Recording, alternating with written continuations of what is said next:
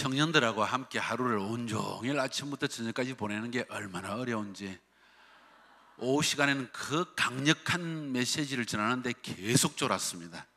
그래도 꿈속에서 다 듣긴 들었습니다. 야, 우리 청년들 대단하죠, 그죠? 사실 이번에 한 35세 이상은 설교자로 세우지 않기로 했는데, 저는 특별 케이스로 저희 사모와 세워주셔서 진심으로 감사합니다. 정말 흥분된 시간인 것 같습니다. 하나님께는 항상 하나님의 시간표가 있습니다.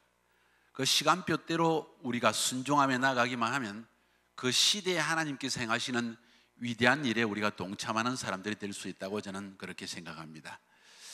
카이로스 훈련학교 잠깐 소개를 했는데 아직 자세한 말씀은 드리지 않았습니다. 1년 코스입니다. 매년 1년간 터키에 와서 우리가 터키에 3개월, 이스라엘에 3개월, 아랍 나라인 요르단에 3개월, 다시 터키로 돌아와서 3개월, 이렇게 1년간의 과정을 통해서 철저한 말씀 제자 훈련과 임팩트 사역을 통해서 현지 선교지를 접촉하고 또 여러분의 인생의 모든 일생의 계획을 하나님 앞에 놓고 기도하면서 여러분의 인생을 설계할 수 있는 귀한 시간이라고 저는 생각합니다. 지금 12명 정도가 카이로스 훈련학교를 지내고 있는데 얼마나 놀라운 결과가 나타나고 있는지 모릅니다. 첫 번째 우리 터키에서 우리 카이로스 학교를 마친 분이 이제 조금 전에 간증했던 우리 이태석 간사님, 그리고 와이프는 예은자매, 그리고 최용선, 우리 예수마을 셀교회 최용선 형제와 꽃비 자매 부부, 이렇게 두 부부가 지나갔는데 1년 과정을 마치고, 물론 이미 본교회에서 많은 훈련을, G12 사역 훈련을 받고 또 말씀의 훈련을 받았기 때문에 나간 지 2년이 되지 못해서 교회들을 개척하게 되어졌습니다. 이건 놀라운, 여러분은 박수도 치지 않는데 터키에서는 2년 안에 터키에서 교회를 개척했다고 하면 이건 기적에 속한 일입니다. 지금까지 최단기로 개척한 사람이 2년 안에 개척하지 못했습니다. 거의 10년 이상 지나가면서도 아직 교회를 하나도 개척하지 못하는 선교사님이 거의 대부분입니다. 그런 사실을 생각할 때 하나님께서 우리 카이로스 훈련학교와 또 G12 사역을 통해서 하시는 일들이 얼마나 위대하고 또 놀라운 것인지 우리가 알 수가 있습니다. 저는 생각할 때 우리 청년 세대를 하나님께서 지금 일으키시고 계신데, 이 청년 세대 가운데에서도 주님께 완전히 헌신되어진, 레위 지파와 같이 헌신되어진 이러한 청년들을 통해서 주님께서 이 세대와 다음 세대에 하실 일이 있다고 저는 그렇게 확신하고 있습니다. 그래서 우리는 먼저 이 12명 정도의, 마치 예수님이 12제자를 선택하여서 그들을 사도라 칭하시고 사역으로 보낸 것처럼 약 12명 정도의 완전히 헌신된 청년 간사들을 준비시키고, 또 그 다음 단계에서 약 70명 정도의 또 헌신된 사역자를 준비시키고, 그 다음에는 500명까지 이 사역자들을 훈련시켜서 한국교회와 선교지의 청년 세대를 통한 놀라운 부흥을 꿈꾸고 있습니다. 이 일은 결코 어려운 일이 아니라는 걸 발견했습니다. 왜냐하면 하나님의 사역이라는 것은, 영적인 사역이라는 것은 투자하는 만큼 반드시 결과가 나타나는 일이라는 것을 저는 알게 되었습니다. 특별히 성인들 그룹보다도 청년 세대에 대해서는 우리가 투자하는 만큼 하나님께서 그 이상의 성과를 거두게 하신다는 사실을 저희들은 직접 목도하고 있습니다.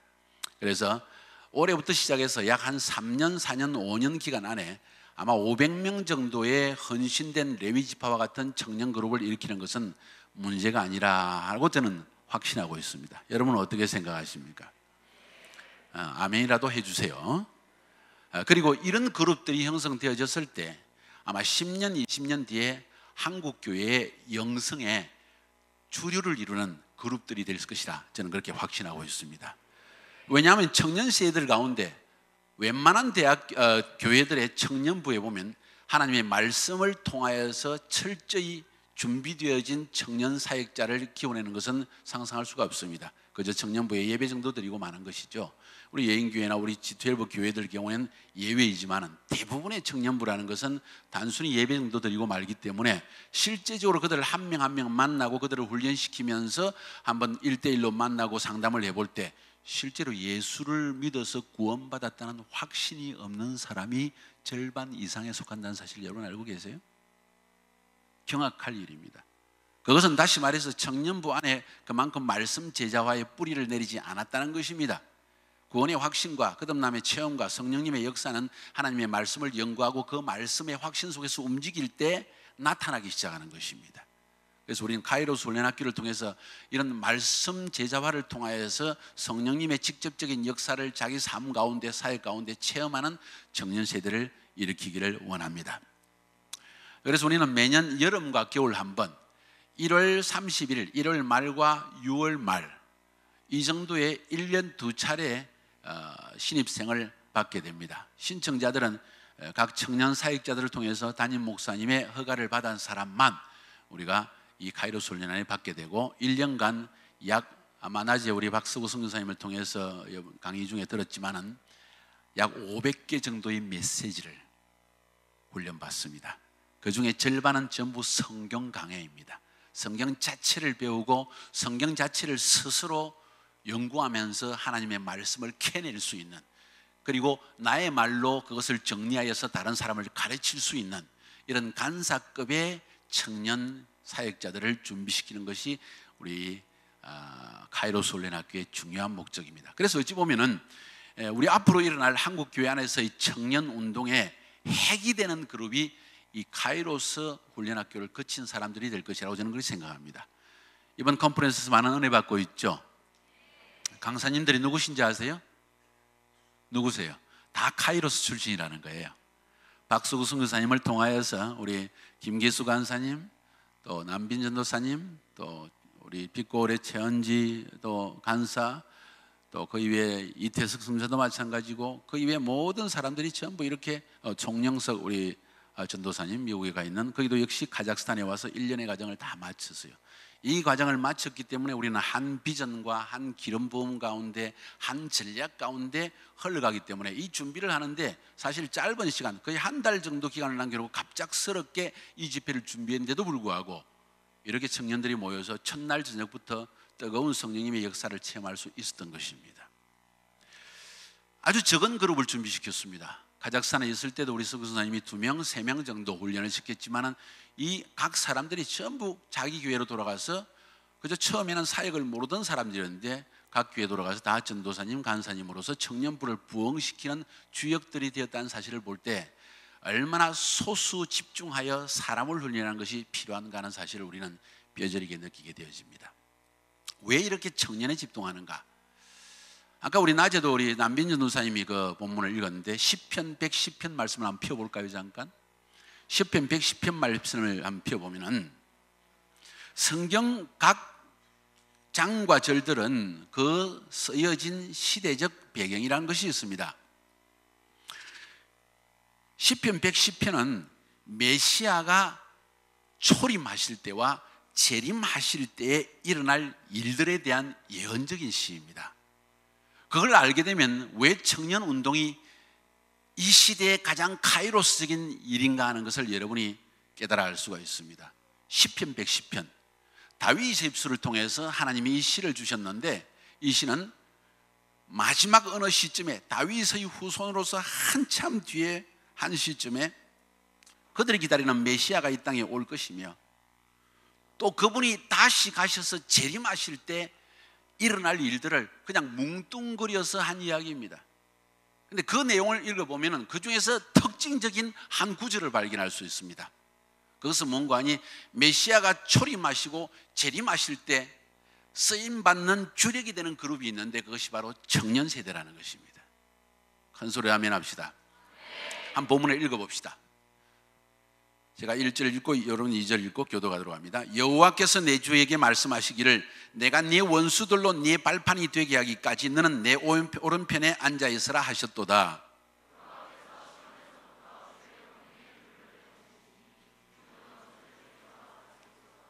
이 3절은 같이 읽읍시다. 그래도 아멘. 시작.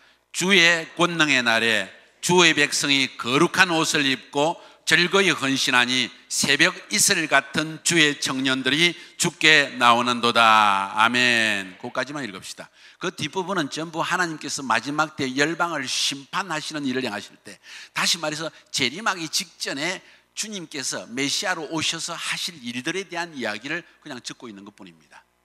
그래서 110편 전체는 고고학적으로 또 성서학적으로 이 부분을 연구해 보면 메시아가 초림하시고 특별히 재림하실 즈음에 하나님께서 어떤 세대를 사용하시는지를 말해주고 있는 것이 3절의 말씀이라는 거예요. 새벽 이슬 같은 청년 세대를 하나님께서 일으켜 세워주신다는 것입니다. 그들을 통해서 마지막 주님 오시는 길을 예비하는 귀중한 일들을 감당하게 될 것이라는 것입니다.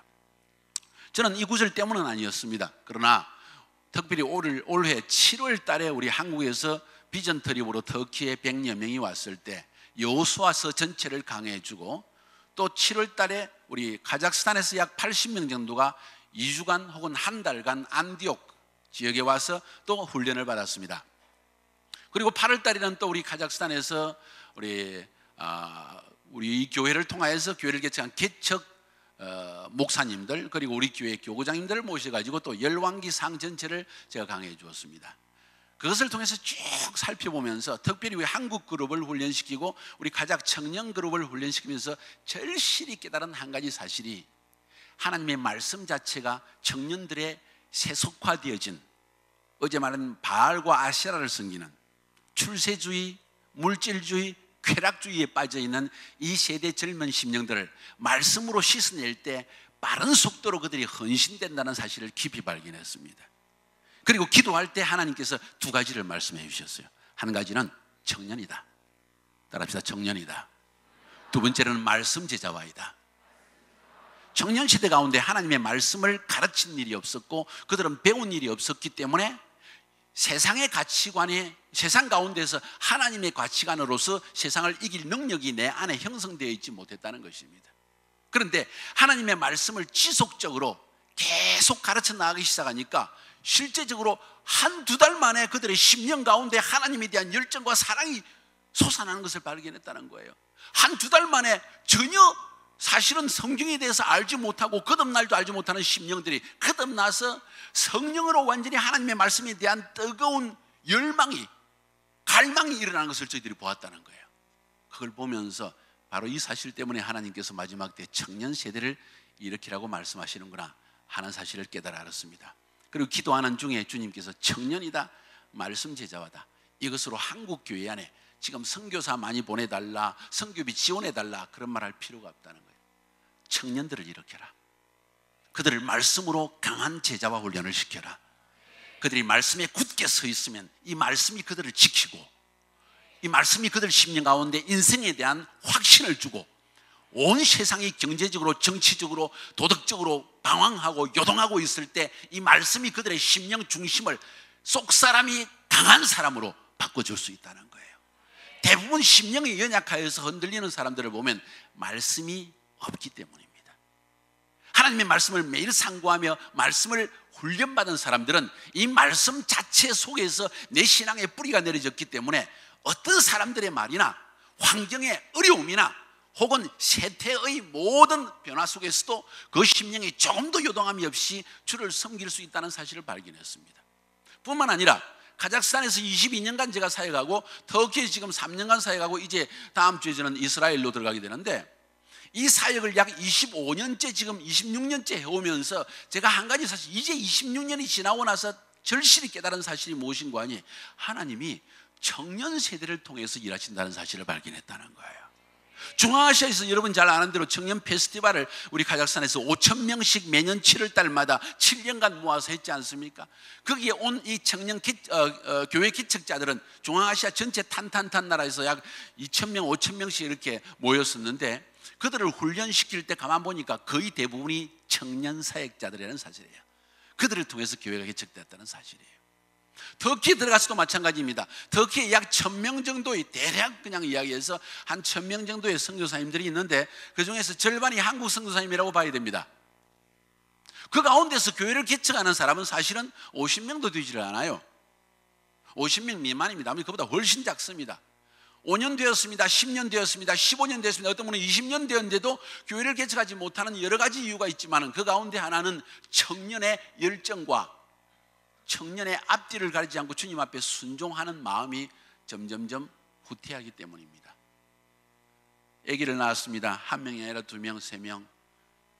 문화가 틀립니다. 음식도 틀립니다. 또 전도하는 것이 결코 쉬운 지역이 아닙니다. 나이가 점점 들어갑니다. 40세, 50세가 되어가면서 특히 40세, 50세는 이미 이슬람화, 모슬렘화가 아주 뿌리 내려진 사람들이며 주위의 모든 친척 관계들이 다 얽히고 썩힌 사람들이기 때문에 설사 결신을 시킨다고 하더라도 이들이 그리스도의 믿음 안에 거한다는 것은 상상하기 어려운 이야기라는 거예요. 한국도 마찬가지입니다. 청년 세대를 넘어서서 이미 결혼하고 아기를 낳고 그리고 직장을 가지고 아이들 교육비를 책임져야 될 가장이 주님 앞에 100% 레위 지파처럼 하나님만을 의지하면서 생업을 벌이고 주를 따른다는 것은 기대할 수 없는 이야기입니다. 제가 그랬습니다. Forget it. 잊어버려. 그리고 그러면서 가만히 보니까 결론적으로 뭘 이야기합니까? 20, 30대 젊은 시절에 주님께 헌신한 사람들이 결국 하나님의 사역을 이루어내더라는 것입니다. 터키 지역도 마찬가지예요. 젊은 세대들은 아직 이 세대, 온 세상 전체가 젊은 세대가 하나로 공유하는 문화라는 것이 있습니다. 페이스북이라든가 유튜브라든가 공유하는 문화가 있다는 것입니다. 아무리 자기 나라의 이슬람화에 갇혀있다 할지라도 역시 전 세계 청년들과 하나로 공유하는 뭔가의 부분이 있다는 것입니다. 다시 말해서 청년들은 청년끼리 통하는 것이 있다는 것입니다. 그리고 청년은 뭔가 열정적으로 자기의 인생을 개척하고 인생의 의미가 무엇인지를 찾고자 하는 열망들이 있다는 사실을 발견했습니다. 대개 청년의 시절에 인생의 깊은 고민에 빠집니다. 인생은 무엇인가? 왜 살아야 하는가? 나는 왜 여기에 태어났는가? 나는 왜 이 나라 사람인가? 앞으로 인생은 어떻게 꾸려나갈 것인가? 온갖 고민이 떠오르는데 거기에 대답해 줄 사람이 아무도 없다는 거예요. 예수 그리스도 밖에는. 그렇습니까? 그런 청년들이 온 천지에 널려져 있다. 이것은 바로 밭입니다. 그러나 그들이 청년 시절을 지나가서 그 다음에 40대 50세 넘어가면 이미 늦어버렸습니다. 왜냐하면 삶이 이미 상자처럼 갇혀져 있기 때문입니다. 더 이상 자기가 여지가 없습니다. 먹고 살아야만 합니다. 돈을 벌어야만 합니다. 밤낮으로 뛰어야 합니다. 자식은 태어났습니다. 어찌할 수 없는 상황이 다가온다는 것입니다. 현실입니다. 그래서 오히려 20대 30대 주님 앞에 헌신한 10년들이 나아갔을 때 그들을 통해서 오늘 우리 이태석 선교사님을 통해서 보는 것처럼 요수아 같은 친구, 또 마흐메는 뭐 모르겠지만 하여튼 이런 청년들이 주님 앞에 나오는 역사가 그들 대부분의 동일한 이야기는 먼저 인생에 대한 회의, 모슬림에 대한 실망, 나는 뭘 위해 살아야 되는가, 인생이 무엇인가 하는 고민인 것입니다. 성경은 분명한 거기에 대한 해답을 주고 있다는 사실이에요. 우리는 확신 있게 그것을 체험한 청년 세대라는 거예요. 그래서 우리의 목표는 가이로스 학교를 통해서 그리스도를 직접 체험한 청년들을 만들어내는 것입니다. 체험할 뿐만 아니라 인생의 기준을, 인생의 가치관을 하나님의 말씀, 성경 자체에 두는 것을 원칙으로 삼고 1년 동안 500개의 메시지를 전달하는데 절반은 다 성경 말씀 자체, 한 장별로 말씀을 전하는데 그 장들을 통하여서 하나님이 주시는 메시지가 너무나 놀랍고 달콤한 꿀 같더라는 거예요. 그 말씀을 붙들었을 때 매일매일 심령 속에 마치 자기가 스스로 뿌리가 축축축축 내리는 것을 느낄 수 있다는 거예요. 저희들은 1년 동안 이들을 훈련시켜서 우리가 데리고 있는 것이 아니라 저희는 한국 교회를 빨리 보내려고 합니다. 그렇게 해서 교회가, 청년부가, 청년 운동이 로컬 처치 안에서 시작되어 있다는 거예요. 교회 바깥에 있는 YM이다, CCC다 다 좋습니다. 한때 엄청난 주님이 사용하시는 위대한 하나님의 기관들이었습니다. 그러나 오늘날은 새 시대가 되었습니다. 하나님은 이전부터 지금까지, 예수 그리스도 이후에 지금까지 교회를 교회되게 하기 원하십니다. 교회 안에서 청년 그룹이, 다음 세대가 교회 안에서 훈련받고 양육받고 자라나서 다음 세대를 책임지는 위대한 사역자들이 되기를 원한다는 거예요. 그런데도 불행하게요, 수많은 교회에서 청년 세대를 놓치고 있다는 거예요. 왜냐하면 투자하지 않기 때문입니다.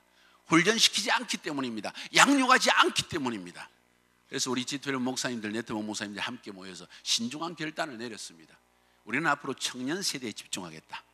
청년 세대에 투자할 것이다. 왜냐하면 청년 세대는 변화 가능한 세대이기 때문에. 믿으십니까? 큰 소리 한번 외칩시다. 위대한 청년운동은 시작되었습니다. 나는 이 청년운동의 주역이 될 것입니다. 아멘. 어제 제가 설교의 마지막 부분에서 우리 청년운동을 하면서 몇 가지 중요한, 제가 일부러 반복합니다. 우리는 어떤 일에 헌신하느냐? 넘버 원, 말씀 제자화에 헌신합니다. 넘버 원, 우리는 청년 세대의 말씀 제자화를 위해서 헌신한다. 두 번째, 본질 공동체입니다. 우리는 영혼 구원과 제자화에 전념하며 일체의 교회 정치에 관여하지 않는다. 본질에만 우리가 헌신하겠다는 것입니다. 세 번째, 청년 공동체입니다. 우리는 교회 바깥이 아니라 개교회 안에 청년 운동을 일으키는 일에 헌신한다. 아멘입니까? 네 번째, 예배 공동체입니다. 우리는 주의 임재를 체험하기 위해서 매일 예배하는 일에 헌신한다. 아멘 소리 왜 이렇게 약해져 버렸지? 매일 예배하는 일에 헌신하겠다. 오른손을 높이 들고 나는 매일 예배하기를 헌신합니다. 홀로 있을지라도 나는 주께 예배할 것입니다. 내 마지막 숨 그드는 날까지 예배하며 살 것입니다. 예배 공동체라는 것입니다. 손 내리십시오. 다섯 번째는 우리는 기도 공동체입니다. 우리는 하루에 적어도 1시간을 기도로 주께 나아가는 일에 헌신합니다. 더 큰 소리로 하면, 직장 다니는 사람 직장, 대학에서는 대학에서, 집에서는 집에서. 저는 신학교 다닐 때 신대원 신학대학원을 다니면서 점심시간마다 점심 안 먹고 함께 모여서 매일 예배 드렸습니다. 금요일마다 항상 산에 올라가서 철야를 했습니다. 금식기도원에서. 우리 데이트 장소는 항상 금식기도원.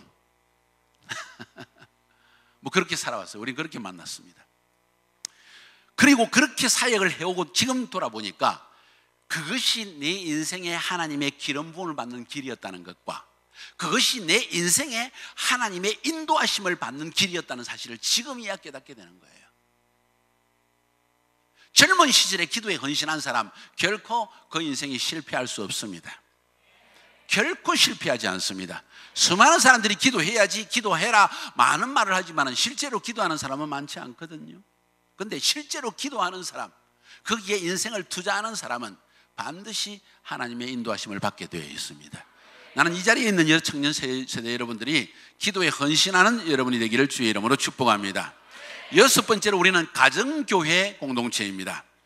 우리는 전 세계의 각 도시마다, 선교지의 각 도시마다 그리스도께 헌신된 셀과, 한국에서는 청년 가운데 셀 모임과, 그리고 선교지에서는 가정교회를 만드는 일에 헌신한다. 이해가 되십니까?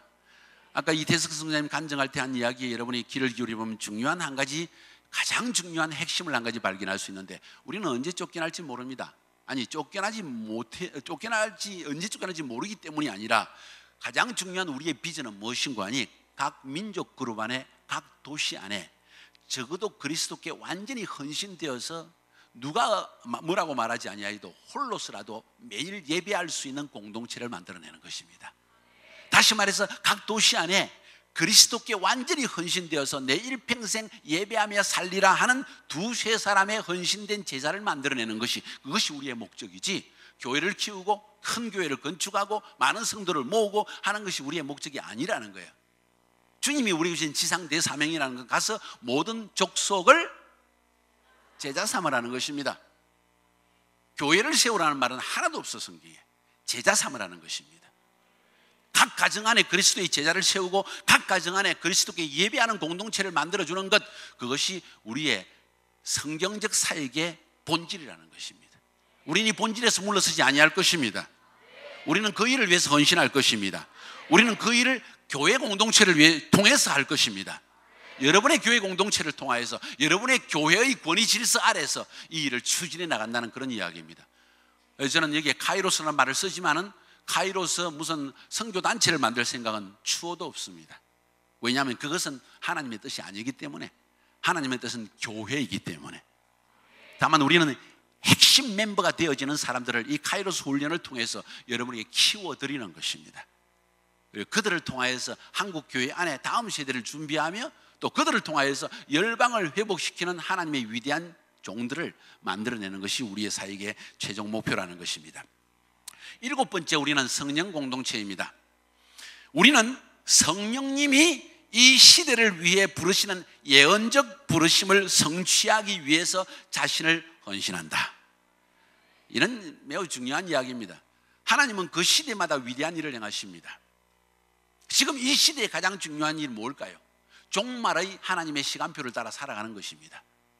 또 이 시대의 가장 중요한 초점으로 등장하는 것이 이스라엘 맨데이터입니다. 하나님이 이스라엘을 통해서 마지막 때 하나님께서 하실 일을 보여주는 거기에 대한 확고한 지식과 확신을 가지며 또 이스라엘을 위하여 기도하며 또 이스라엘을 통해서 하나님이 열방 가운데 보이시는 축복을 기대하며 또 사역하는 것입니다.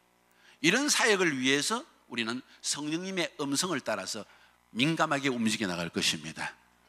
아마 그 일 때문에 하나님께서 저를 이스라엘의 홀리랜드 유니버시티의 교수로 부르신다고 저는 확신하고 있습니다. 주님이 상상할 수 없는 놀라운 일을 준비해놨다고 저는 확신하고 있습니다. 무슨 일인지 저는 알지 못해요. 주님이 각 사람을 인도하는 방법은 참 다른데 저를 인도하실 때는 하나님이 한 치 앞도 하나도 안 보여주시고 확신만 주셔. 정말이에요. 한 치 앞을 무슨 일이 일어날지 몰라. 그런데 확신을 주시는데 이번에 이스라엘 가는 것도 상상치 못하게 이스라엘 가게 되었는데 교수로 초빙을 받게 되면서 내가 무슨 교수가 탐나서 가겠어요? 전혀 그건 제 마음에 없는 이야기고 남을 가르치고 배우는 거 별로 학교 꿈에도 한 번씩 시험 치는 꿈을 꿔요. 고등학교 때. 그럼 막 가슴이 조이다가 아침에 잠을 깨. 이렇게 싫어하는 사람이 그 무슨 내가 대학 교수가 좋겠어요. 그런데 주님께서 그 일을 딱 부르실 때 하나님이 내가 준비해 놓은 일이 있다고 말씀하시는 거예요.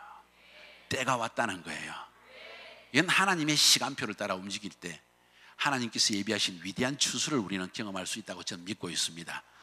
그래서 거기에 또 신대원 과정이 있으니까 여러분 가운데서 대학교를 졸업한 사람 중에서 거기는 대학원 대학교입니다. 개신교 대학원 대학교. 따라오세요. 받아줄 테니까. 거기서 멘토링하고 거기에서 여러분과 함께 이스라엘에서 하나님이 행하시는 사역을 위해 준비하는 한 그룹도 형성될 수 있기를 주님의 이름으로 축복합니다. 시대적인 부르심을 따라 사역하는 일에 헌신하겠다 하는 것이 성령 공동체라는 것입니다. 아멘입니까? 8번째, 저는 이것을 재정 공동체라고 말합니다.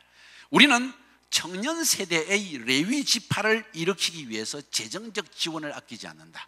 무슨 이야기입니까? 청년은 청년이기 때문에 재정이 부족하며 어려움이 많습니다. 교회와 성도들은 이런 주님께 완전히 전폭적으로 헌신하는, 그러나 검증되어진 헌신된 레위지파와 같은 사역자들에게 풀 서포트하는 일을 아끼지 않아야 할 것입니다.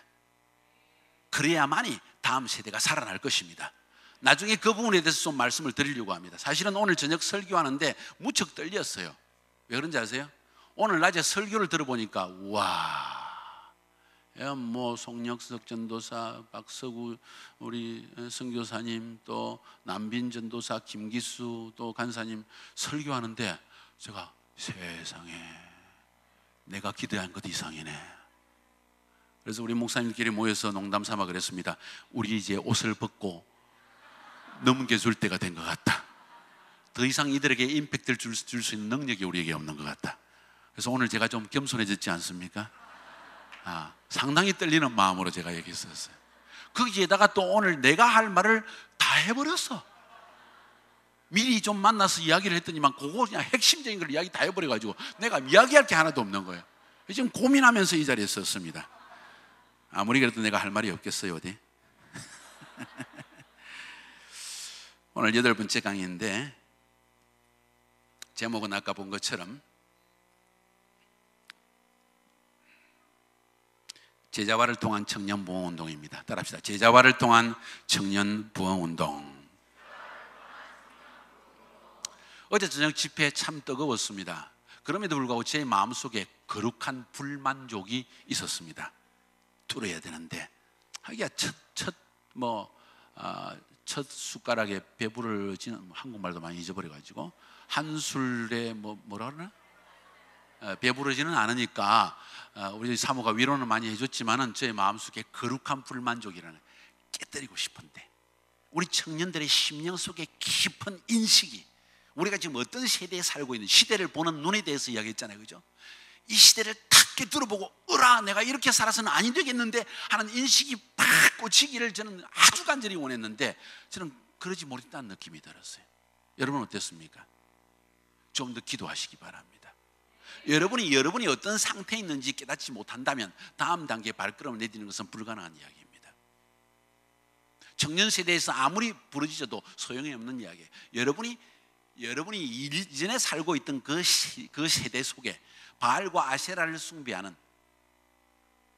풍요와 축복과 성진과 잘되는 것, 거기다 쾌락을 추구하는 인생 가운데 그런 관점에 사로잡혀 있는 한 주님 앞에 헌신은 불가능한 이야기라는 거예요. 그래서 오늘 그 부분에서 어제 저녁에는 여러분에게 완전히 뿌리를 내리기를 원했습니다. 뚫어버리기를 원했는데 한 30%밖에 제 마음에 소원했던 거 30%밖에 되지 않아서 굉장히 마음이 사실은 어두웠어요. 슬펐어요. 그러나 그럼에도 불구하고 오늘 아침 또 낮 시간, 오후 시간 흘러가면서 하나님께서 점점점 여러분의 심령을 열어주시고 새 은혜를 부어주시는 것을 저는 체험하면서 감사함을 드렸습니다. 오늘 저는 두 가지를 말씀드리려고 합니다. 한 가지는 청년 세대를 하나님이 사용하신다는 것입니다. 믿으십니까? 하나님은 청년 세대를 사용하십니다. 조금 전에 읽었던 시편 110편 3절의 말씀 제가 다시 한번 읽어봅니다. 주의 권능의 날에 주의 백성이 거룩한 옷을 입고 즐거이 헌신하니 새벽 이슬 같은 주의 청년들이 주께 나오는도다. 여기서 말하는 주의 권능의 날에, 이 말은 주님이 사실은 재림하시고 심판하신 날을 의미합니다. 주님이 강한 임재 가운데 이 세상에 나타나시는 것은 세상을 심판하실 때입니다. 특별히 마지막 세대에 주님 재림하시기 직전에 이 세대 가운데 하나님은 자기의 권능을 세상 가운데 보여주시고 더 이상 우리가 변명하지 못하도록 하실 것입니다. 그 세대에 주께 헌신하는 많은 사람들이 나오는데 그 가운데서 새벽 이슬 같은 청년들을 뽑아내시고 그들을 통해서 엘리야의 시대를 다시 열어주신다는 이야기입니다. 이것은 그래서 단순히 하나님이 나에게 개인적으로 혹은 우리 모두에게 공통적으로 느끼는 청년운동이 일어나야 합니다. 그렇습니다. 청년부가 다 죽어졌습니다. 우리 청년들이 살아나지 않으면 미래가 큰일 납니다 하는 차원을 넘어서서 성경이 약속하고 있다는 사실이에요. 그것이 대표적인 징조로서 주님은 초림하실 때 재림하실 때 이런 일을 행하시겠다고 오늘 성경은 말하고 있는데, 주님이 이 땅에 오셨을 때 메시아로서 탄생하셔서 사역을 시작하시는 33세 때 그는 이 말씀대로 새벽 이슬 같은 청년 그룹을 수많은 주님을 따르는 그룹 가운데 12명을 뽑아냈는데 전부 20대의 청년이었다는 사실이에요. 새벽 이슬 같은 이 말은 그 심령이 순수한 자들이었다는 것입니다. 만약 주님께서 지식이 뛰어나고 훌륭한 가정 배경을 가졌고 좋은 대학을 졸업한 사람을 찾으려고 했다면 아마 예루살렘과 유다 가운데에서, 바리새인이나 서기관 가운데에서, 산헤드린 회원 공회원의 자녀들 가운데에서 이런 자를 뽑았을 터인데 우리 주님은 그러지 아니하고 저 갈릴리 구석 시골에서 말씀이 아직 능하지도 못하고 어부와 같은 자들, 세리와 같은 자들, 세상 사람들의 지창을 받는다. 그러나 심령이 순수한 새벽 이슬 같은 청년들을 하나님은 일부러 주님은 골라 뽑으시고 그들을 통하여서 주의 사역을 시작했다는 사실이에요. 이게 성경의 첫 출발, 신약 성경의 첫 출발은 청년들을 통해 시작되는 걸 볼 수가 있습니다. 그래서 이런 표현을 쓸 수 있습니다. 예수운동, 그 당시에 일어나는 운동을 예수운동이라고 이야기해요. 예수운동은 청년 메시아 운동이라는 거예요. 따라합시다. 예수운동은 청년 메시아 운동이었다. 다시 말해서 예수님을 통하여서 하나님 나라의 복음을 전파한 그 운동은 청년들을 통하여서 이루어진 운동이었다는 것입니다. 청년들을 통해서 전파되기 시작한 운동이었다는 것입니다. 왜 주님이 청년을 선택했을까? 충분히 우리 박석우 선교사님 오전 강의를 통해서 들었을 것입니다. 열정입니다.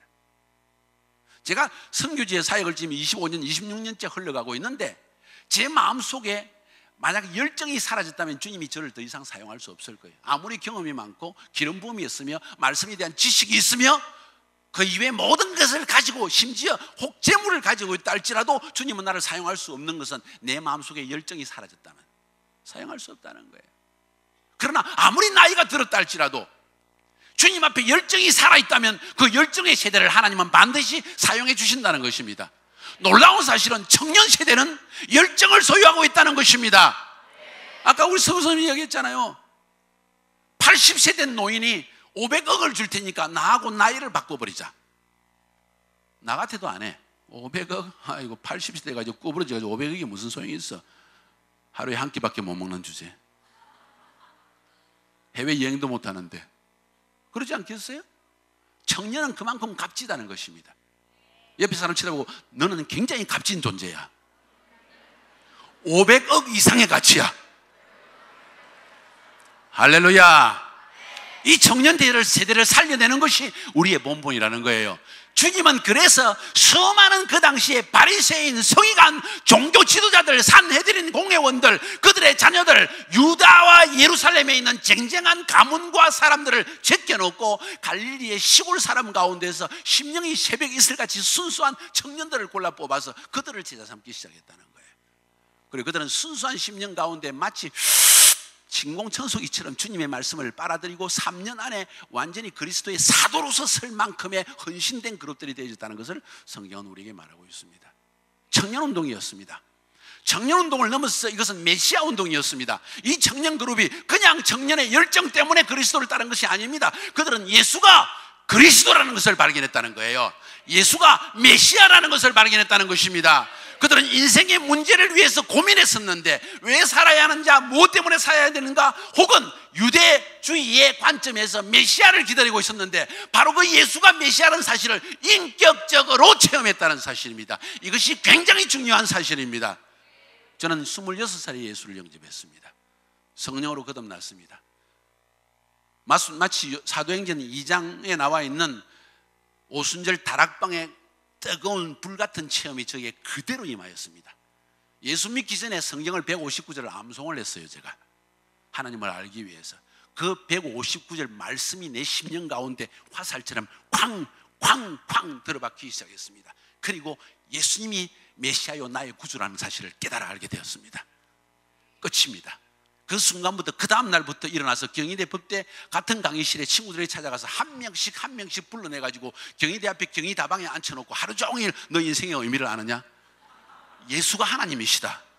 그분이 믿으면 그분이 너의 인생의 길을 보여주신다. 너 인생의 의미 분명히 알고 있느냐? 나는 10년 이상을 왜 인생을 살아야 되는지에 대한 고민을 해왔기 때문에, 그 고민 끝에 만난 것이 예수였기 때문에, 그 고민 끝에 성령으로 거듭나는 체험이, 사도행전 2장의 체험이 나게 있었기 때문에 이건 체험에 대한 이야기라는 거예요. 그 체험이 성경 가운데 있는 것이기 때문에 확신 가운데 이 말씀을 전했고, 그때부터 저의 인생이 완전히 바뀌었으며 지금까지도 그 일을 생각하면 내 인생의 모든 의심과 염려와 근심과 모든 마음속의 혼돈은 다 사라져버리는 거예요. 이해가 되십니까? 나는 이런 청년 세대를 일어나는 것을 보기를 원한다는 것입니다. 그러나 그 청년 세대가 아무리 체험이 강하다 할지라도 하나님의 말씀에 대한 깊은 뿌리가 없으면 흔들거릴 수밖에 없다는 거예요. 저는 말씀을 엄청 사랑해요. 예수 믿자마자 6개월 동안 하루에 한 번씩 신약 성경을 하루에 한 번씩 읽었습니다. 너무 맛있었어. 내일 중간고사, 기말고사 시험 치는데 밤 12시까지 책을 놓을 수가 없어요. 12시까지만 주님 성경 읽고 그 다음에 밤 새여서 모범 답안을 제가 준비하겠습니다. 근데 그것도 안 돼요. 새벽 6시까지 성경만 읽은 거 있지.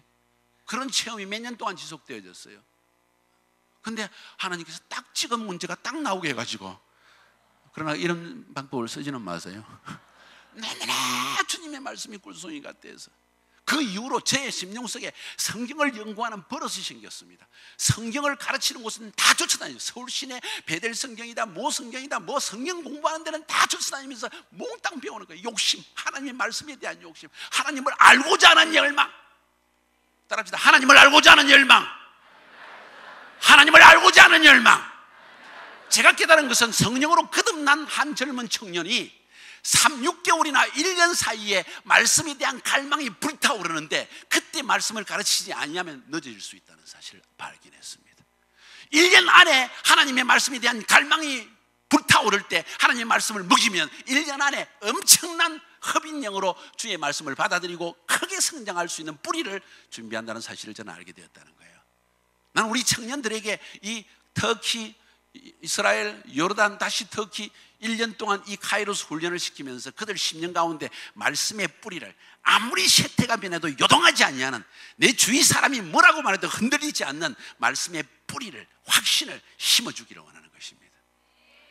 성경에 보니까 하나님께서 그의 이스라엘 백성들을 출애굽시키시고 광야에서 40년 동안 훈련시켰잖아요.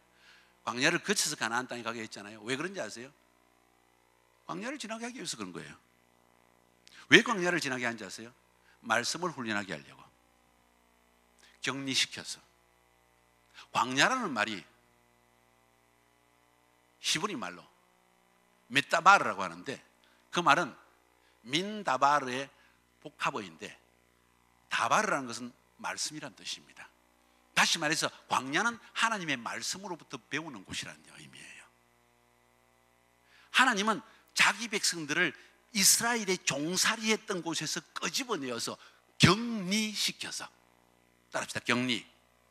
격리시켜서 광야에서 하나님 말씀을 경험하게 하는 거예요. 하나님의 말씀을 경험한 이 세대가 가나안에 들어가야만 그나마 살아낼 수 있다는 거예요.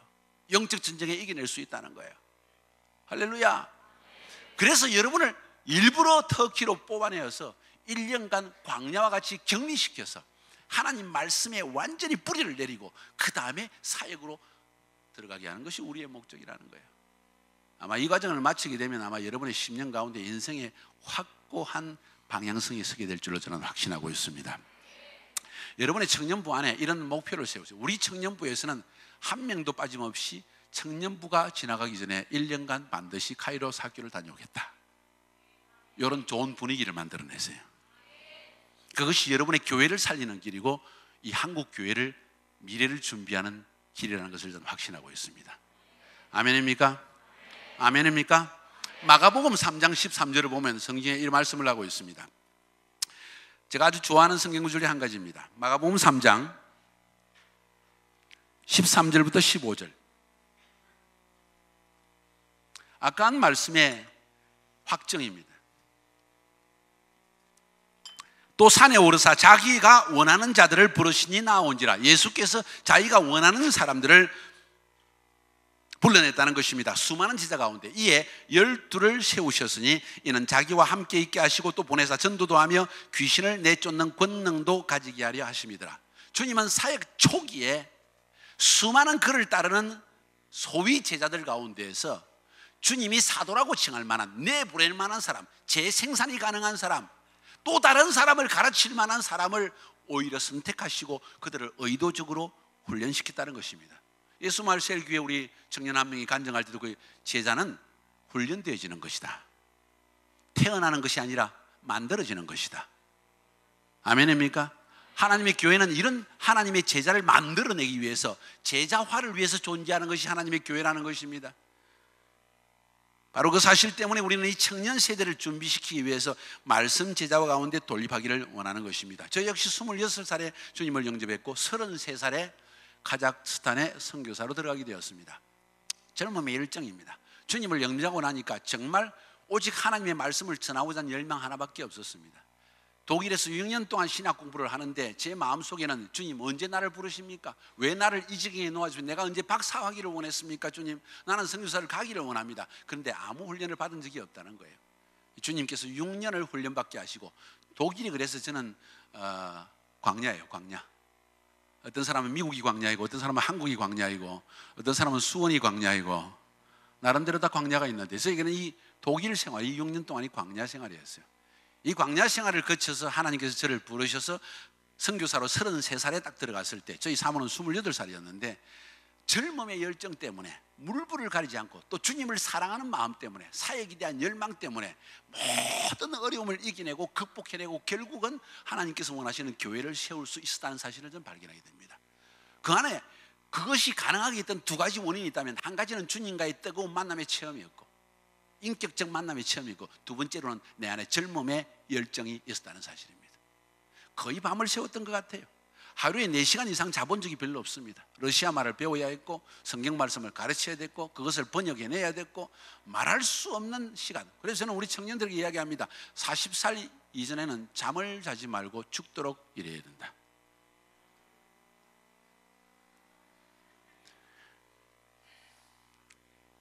아멘이 안 나와. 어떡해. 40살 이전에는 잠을 잘 생각하지 말아야 돼. 뭐 잠을 못 잤다고 투정되면 그 사람은 탈락. 인생 무서운 거예요. 하나님의 사역도 마찬가지입니다. 생명을 걸고 말씀을 준비해야 되며, 생명을 걸고 언어를 배워야 되고, 생명을 걸고 문화에 적응해야 되며, 생명을 걸고 참아야 되고, 생명을 걸고 굶어야 됩니다. 그러나 그 눈물로 씨를 뿌리는 자는 웃으며 단을 거둔다고 그랬습니다. 젊은 시절은 그렇게 보내야만 합니다. 그게 당연한 겁니다. 나만 그런 게 아니에요. 옆에 사람 보고 이야기해서, 나만 그런 게 아니야. 너만 그런 게 아니야. 카자흐스탄에 22년 동안 제 마음속에 불타올랐던 열망 하나는 내가 주님을 만났던 그 체험. 주님이 살아계신다. 가만히 생각해 보면 수많은 메시지를 제가 전했는데 우리 성도들이 나에게서 어떤 설교를 들었을까 가만히 생각해 보니까 한 가지 중요한 메시지의 관점이 관통하고 있었는데, 하나님은 지금도 살아계셔. 그분은 너를 사랑하고 계셔. 너의 모든 사정을 알고 계셔. 그것을 믿어야 돼. 믿음 가운데 하나님의 역사는 나타나는 것이야. 모든 어떤 종류의 설교를 해도 끊임없이 내 안에서 흘러나오는 파토스가 무엇인가 하니, 하나님은 살아계셔. 그분은 너의 일거수일투족을 보고 계시고, 너를 창조할 때부터 너를 향해서 좋은 계획을 가지고 있어.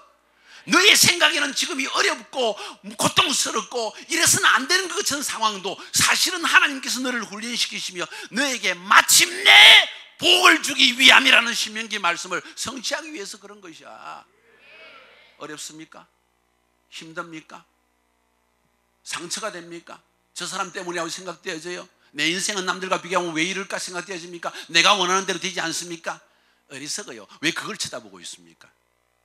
하나님이 살아계신데, 그분이 모든 것을 보고 계시고 주관하신 하나님이 당신이 잘못된 길을 가는 것을 보고 있을 것 같아? 전혀 그렇지 않아요.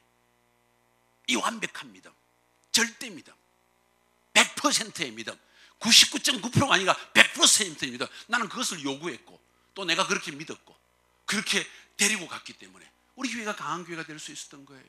어려운 가운데서도 헌신할 수 있었던 거예요. 자체의 힘으로 성전을 5,000명 되는 성전도 건축할 수 있었던 거예요. 선교지에서 아주 어려운 일입니다. 그건 있을 수 없는 이야기입니다. 그런데도 가능했던 것은 그 한 가지 관통하는 믿음. 하나님은 너를 보고 계신다. 하나님은 너의 인생을 좋은 계획을 가지고 이끌고 계신다. 여기에서 가장 중요한 너가 할 일은 그 하나님께 순종하는 것이다. 너의 인생은 걸음걸음마다 주님은 말씀하실 터인데 그 말씀에 순종하며 나아가라. 다시 말해서 주는 나의 메시아라는 고백이라는 것입니다. 주님은 살아계시고 나의 메시아가 되신다는 것입니다. 여러분의 인생에 울고 환탄할 필요가 없습니다. 원망할 필요 없습니다. 부모에 대해서 원망할 필요 없습니다. 아니요, 하나님은 완벽한 환경 속에 당신을 창조하셨다는 거예요. 그 환경이 너에게는 괴롭고 힘들어 보일지라도, 원하지 않는 상황이라 할지라도 하나님은 그 상황을 여러분에게 유익되게 이끈다는 사실을 믿으라는 것입니다. 개척교회 한다고 힘드시죠, 우리 목사님들? 그것도 하나님의 인도하심이에요. 그 가운데서도 기뻐하고 관주할 수 있어야 되며 자유할 수 있어야 됩니다. 그 가운데서도 웃음을 잃지 않아야 된다는 거예요. 설교하기 전에 거울을 먼저 쳐다보세요. 내 얼굴에 인상이 써 있는지 아니면 웃는 얼굴인지. 웃지 않으면 실패하는 거예요. 하나님 앞에 자유하는 심령이 없이는 어떤 사역도 성공할 수 없다는 거예요. 우리는 하나님 앞에 자신만만한 태도를 세상 사람들 가운데 보여줘야 합니다. 내 심령이 썩어들어가는 고통 가운데서도 하나님은 내 삶을 알고 계시며 책임진다는 이 확신을 여러분 심령 가운데 굳게 붙들고 있어야 된다는 거예요.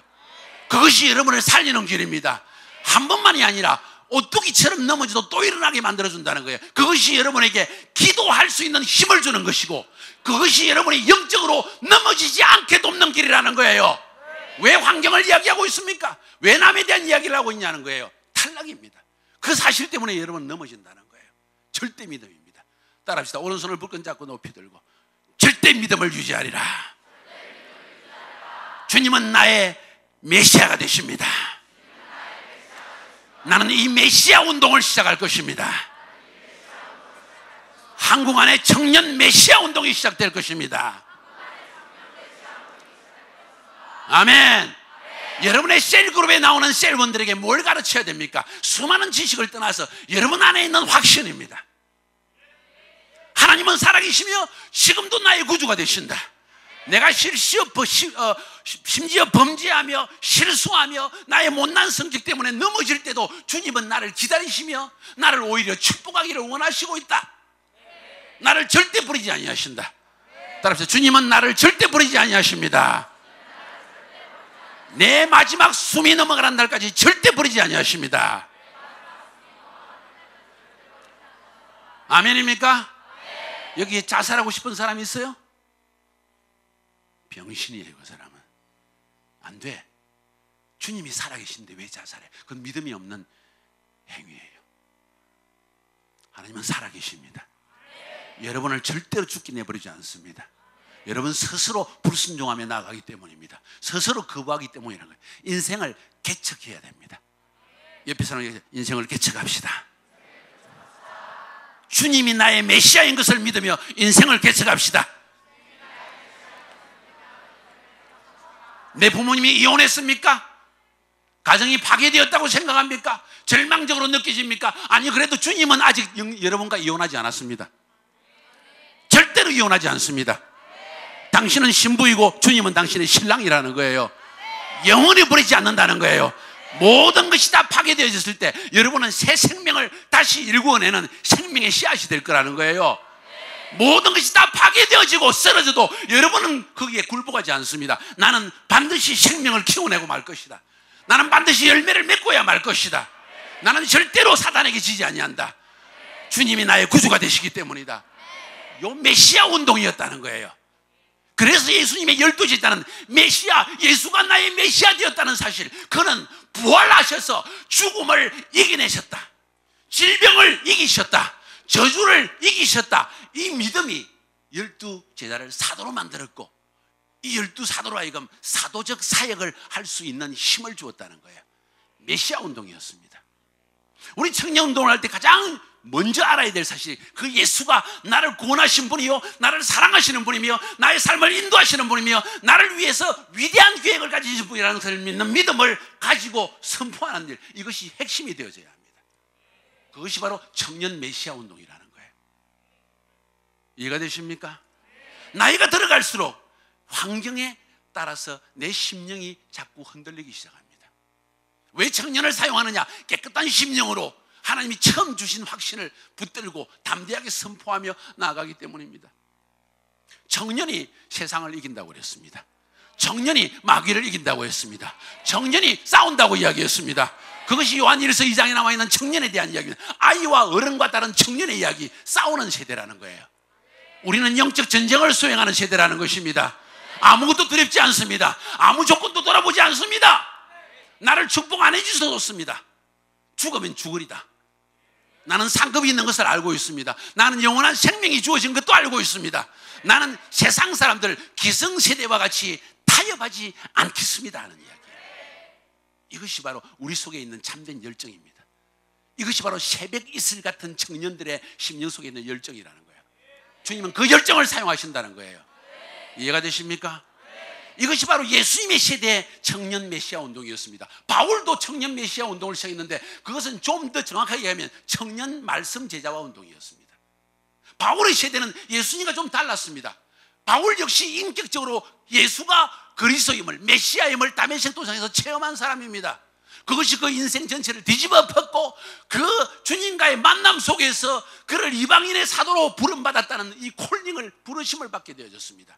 그리고 이방인을 향해 달려갈 때 그는 이 이방인 가운데 복음을 전가할 때 중요한 한 가지 사실을 발견했습니다. 그것은 말씀의 뿌리를 내리지 아니하고는 메시아 운동이 지속될 수 없다는 사실을 알았다는 거예요.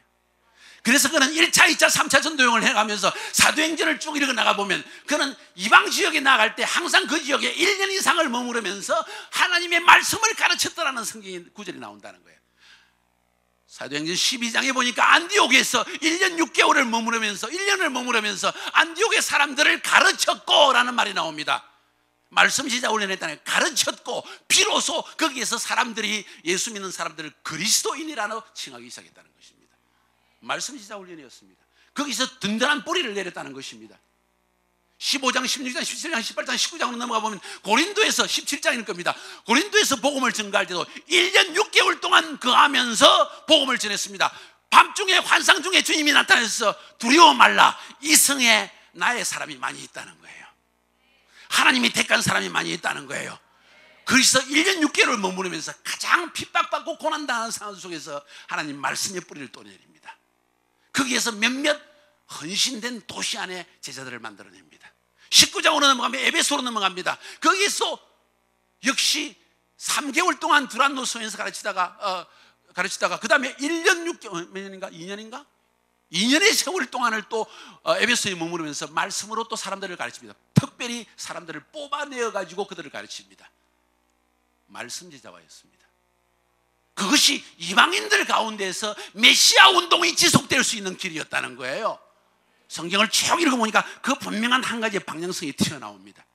유대인들 가운데서 그들은 이미 구약 성경에 능통해 있었습니다. 그래서 성령으로 거듭나기만 하면 모든 것이 쫙 풀어집니다.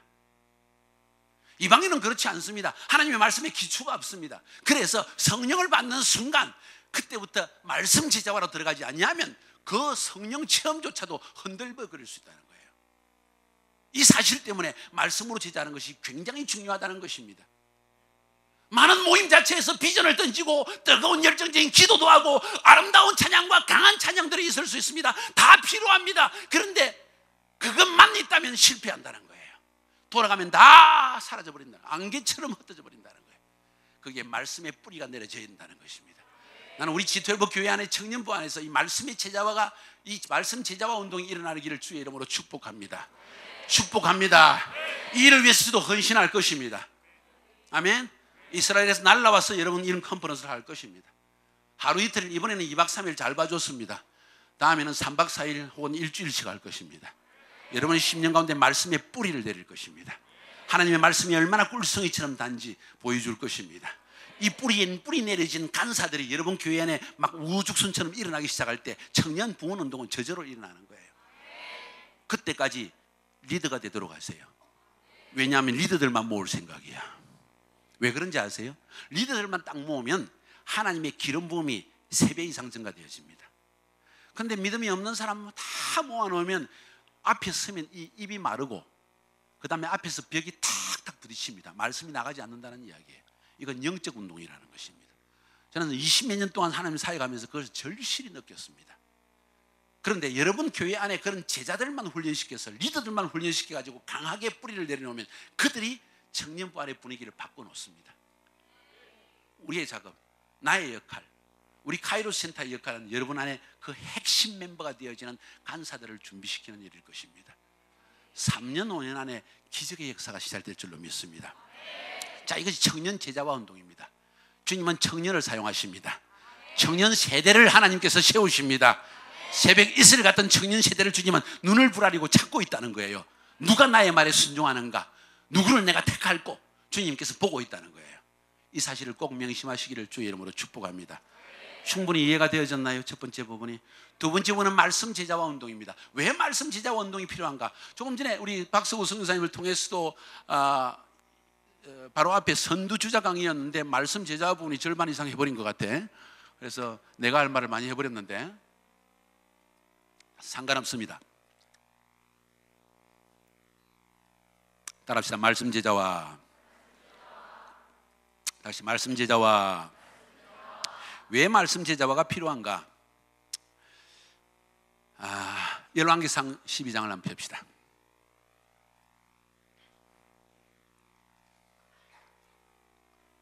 열왕기상 12장.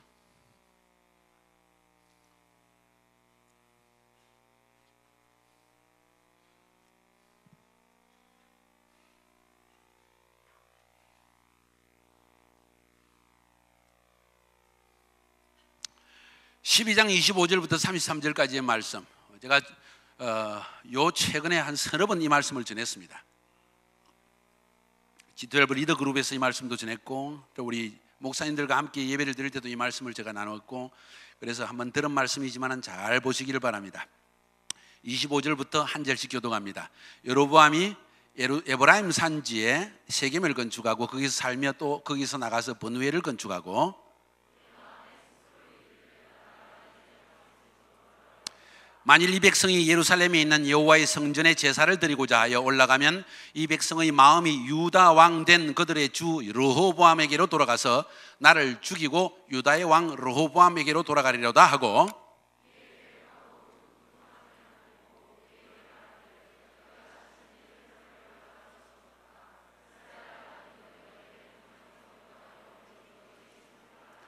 하나는 베델에 두고 하나는 단에 둔지라.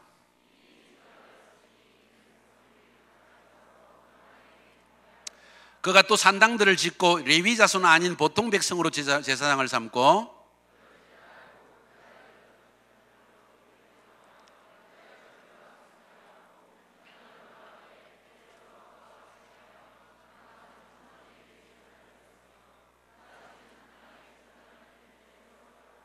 그가 자기 마음대로 정한 달 곧 8째 달 15째 날로 이스라엘 자손을 위하여 절기로 정하고 베델에 쌓은 제단에 올라가서 분향하였더라. 아멘. 저를 보세요. 열왕기상 12장은 열왕기상 11장 다음에 있는 장입니다. 그 말은 열왕기상 11장은 다윗 세 아들 솔로몬이 하나님의 성전을 건축하고 마지막에 이방 여인을 많이 두었다가 우상 숭배를 하다가 결국은 타락하여 넘어진 이야기. 그래서 하나님의 책망을 받고 저주를 받아서 솔로몬이 죽고 난 다음 세대에 그 다음 아들이 르호보암이었는데, 이 르호보암의 때 하나님께서 벌로 나라를 찢으셨습니다. 우상 숭배했기 때문에. 우리가 하나님을 떠나고 우상을 숭배하기 시작할 때, 하나님보다 물질을 더 사랑할 때, 하나님보다 하나님 이외에 다른 것을 더 사랑할 때, 하나님은 참 질투하시는 하나님이십니다. 천지만물을 창조하신 하나님은 우리를 위해서 자기 독생자 아들까지 주시기까지 사랑하시지만은 사랑하는 대신에 질투심이 엄청 많으신 분이세요. 저도 생활하면서 주님 믿고 주님 사역하면서 우리 주님 지독하게 질투가 많으신다는 사실을 내가 발견했습니다. 제가 종종 기도할 때 주님 참 질투도 많으십니다. 잠시도 눈을 못 떼게 하시네요. 조금만 눈을 떼면 굉장히 섭섭해 하시고, 섭섭해도 안 되면 몇 가지 되시네요. 제가 그걸 느꼈어요. 그래서 솔로몬 이후에 그 아들 르호보암 왕 때 남쪽 유다의 유다 지파와 레위 지파만 남겨놓고 북쪽 10지파를 떼어서 북이스라엘을 잘라버렸습니다. 나라를 두동강이 나게 했다는 거예요. 벌이었습니다. 솔로몬이 하나님을 떠났기 때문에. 북쪽에는 여로보암이라는 왕이 되어졌습니다. 남쪽에는 르호보암, 솔로몬의 아들 르호보암이 왕이 되어졌습니다. 남쪽 유다는 조그만하고 북쪽 이스라엘은 좀 더 컸습니다. 평야가 많고 남쪽 유다에는 모두 광야 산들밖에 없었습니다. 그런데 문제는 이스라엘 백성은 한 민족이었습니다. 몇 지파였죠? 12지파. 12지파가 1년에 3번, 남자들은 반드시 예루살렘에 있는 솔로몬 성전에 가서 하나님께 자신을 보여야만 했습니다. 절기를 지켜야 된다는 것이었습니다. 봄절기 한 번, 그 다음에 늦은 봄에 있는 오순절에 한 번, 또 가을에 있는 장막절에 한 번, 이렇게 3번을 하나님께 반드시 가서 예배를 드려야만 했습니다. 절기를 지켜야만 했습니다. 그런데 나라가 두동강이 나고 나니까 북쪽 이스라엘에 있는 10지파들은 예루살렘 가기가 쉽지 않았습니다. 그렇겠죠? 그죠? 국경선이 서 있겠죠? 군대들이 지키겠죠? 거기에다가 북쪽 이스라엘 왕 여로보암이 생각할 때 그 아들 이름을 느바스의 아들 여로보암, 따라합시다. 느바스의 아들 여로보암. 열왕기 상을 읽어보면 느바스의 아들 여로보암 이야기가 계속 나옵니다. 계속 나와요. 아주 나쁜 의미에서. 이 느바스의 아들 여로보암은 마음에 덜컥 겁이 났습니다. 세상에 이제 예루살렘이 남쪽 유다에 속해 있으니까 절기 때마다 12지파 사람들이 다 거기 가야 되는데, 거기 가면은 분명히 남쪽 유다에게로 마음이 향하게 되어져서 결국은 북이스라엘이 나중에 반란을 일으켜서 넘어지면 어떡할까 하는 두려움에, 인간적 두려움에 사로잡혔습니다. 그래서 내려가지 마라. 그럼 우리는 어떻게 하나님께 예배하느냐? 베델과 단에 금송아지를 세워놓고 이것이 너희들을 애굽에서 인도해낸 신이다. 이것이 바로 너희를 애굽에서 인도해낸 신이다. 이 신에게 절하면 된다. 예루살렘에 갈 필요가 없다. 첫 번째. 두 번째, 산당을 많이 지었습니다. 그리고 산당에서 사람들에게 제사를 지내게 했습니다. 산당은 뭔지 아세요? 자기가 축복받기 위해서 자기가 원하는 신들에게 예배하는 곳이었어요. 많은 사람들 그렇잖아요. 오늘날도. 그죠? 축복받기 위해서 교회 가는 거야. 축복받기 위해서 교회 가나, 축복받기 위해서 절에 가나, 축복받기 위해서 이슬람 사원을 가나 똑같은 거야. 산당이야. 어떤 의미에서 예수를 믿어서 예수를 체험해서 그분이 나의 구원자이기 때문에 가는 것이 아니라 내 축복받기 위해서 가는 거예요. 이 산당의 개념이란 그 당시에. 그래서 이스라엘, 북쪽 이스라엘도 남쪽 유다에도 산당은 거의 없애기가 힘들었어요. 아주 하나님을 사랑하는 왕들이 나타나가지고 종교 개혁을 했습니다. 영적 개혁을 할 때도 산당은 없애지를 못해. 왜? 백성들이 전부 산당에 자기 축복받기 위해서 가기 시작했으니까. 이것이 바알 숭배의 출발점이었어요. 바알은 자기들에게 축복을 준다고 생각했으니까. 지금도 마찬가지로 그 옛날이나 지금이나 몇천 년 전이나 지금이나 똑같이 사람들은 축복받기 위해서 하나님께 가는 거야. 이건 바알 신숭배나 다를 것이 전혀 없다는 거야. 이해가 되십니까? 이렇게 해서 여로보암은 베델과 단 두 쪽에다가 금송아지를 세워놓고 예루살렘에 갈 것 없다. 여기서 예배드리면 된다. 하나님께 나아가면 된다. 첫 번째. 두 번째, 이것이 더 중요합니다. 오늘 그것이 핵심입니다. 레위인을 없애버렸습니다.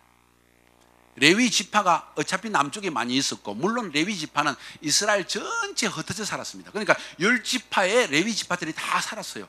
지파 구석구석마다 다 들어가 살았습니다. 하나님이 그렇게 레위 지파를 다 흩어놓았습니다. 백성들 가운데 서울, 부산, 군산, 아산 다 흩어놓았다는 거예요. 쉽게 표현하면. 이유가 있습니다. 그래서 이 레위 지파를 없애버렸습니다. 왜? 레위 지파를 남겨두면 자꾸 예루살렘에 가야 된다 뭐 이러면서 자꾸 그러면서 백성들이 혼란해지니까 레위 지파를 싹 없애버리고 아무나 원하는 사람을 무조건 제사장으로 다 세웠습니다. 죄였습니다. 하나님은 반드시 레위 지파 가운데서만 제사장이 나오게 했습니다. 그렇죠? 말씀을 어긴 것입니다. 그 다음에 또 한 가지 나쁜 일을 한 것이 절기를 바꾸었습니다. 유대인의 절기에 의하면 특별히 가을 절기가 굉장히 중요해서 장막절이라는 절기가 있는데 그것이 10월 8일 다음 주입니다. 유대인 달력으로, 우리 달력으로 말할 때 그것이 유대인들의 달력으로 하면 7월 15일인데 그날을 8월 15일로 싹 바꿔버렸습니다. 왜? 7월 15일은 남쪽 예루살렘에서 유다 사람들이 다 절기를 지키니까 못 가게 하려고 8월 15일로 바꿔버리고 자기들끼리 들었다는 거예요. 뭐 인간적으로 생각하면 이해되는 이야기죠. 정치자가 바뀌었으니까 자기 백성들을 관리하기 위해서 다른 나라에 못 가게 하려고 이렇게 생각하면 다 맞는 이야기인데 중요한 사실은 이스라엘의 북쪽의 이스라엘의 10지파들은 역시 하나님의 백성이었다는 거예요. 하나님의 율법을 지켜야 되는 하나님의 백성이었습니다. 그렇죠? 그런데 느밧의 아들 여로보암은 두려워서, 따라합시다. 두려워서